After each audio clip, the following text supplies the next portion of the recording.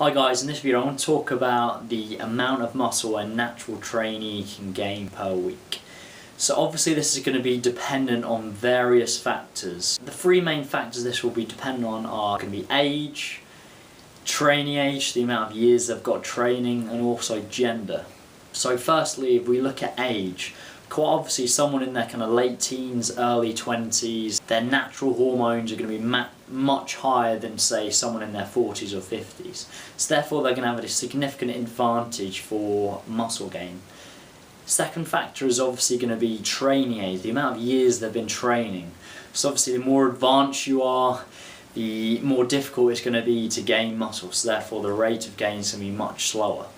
Third thing, gender. Quite obviously a male can gain significantly more muscle than say a female. The main reason being is obviously a significant increase in certain hormones in a male versus a female. You've all heard the figure 1 pound per week is a good target for muscle gain, but the reality is if you added that over the year, that's going to be 52 pounds gained. Do you really think that all of that's going to be muscle?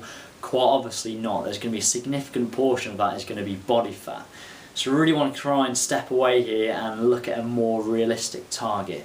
However, if you're an absolute rank beginner, a 1 pound per week probably is a relatively good starting point for a short period of time. So this could be kind of 8, 12, 16 weeks. However, after that period, it's worth focusing on not gaining as much per week.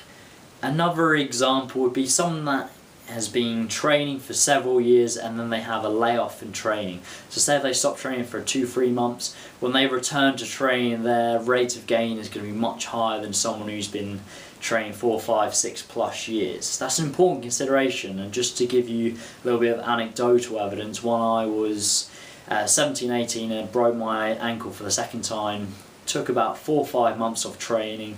When I then returned back to the gym, the rate of gain was significantly higher. I managed to regain a lot of the lost muscle over that period of time, a relatively short period of time.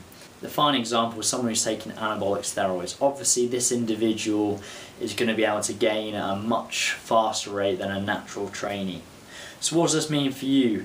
In my opinion, if you're a rank beginner, perhaps £3 per month, it's probably going to be a good starting point. 3 to 4 pounds for 8, 10, 12, 16 weeks.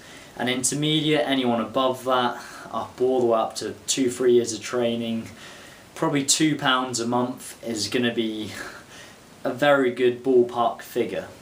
An advanced trainee, so anyone with more than 3 years training consistently, it's better to focus on gym performance instead of trying to move the scale up all the time.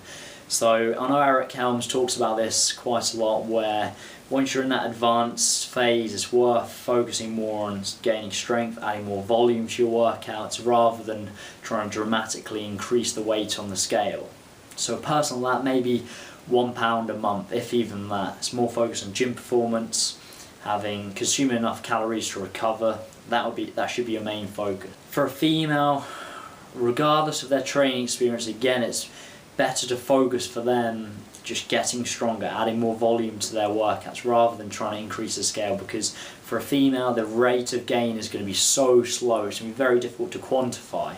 Therefore focus on strength, volume, don't try and increase the scale, and you do that over a significant period of time, there will be some structural changes in their physique.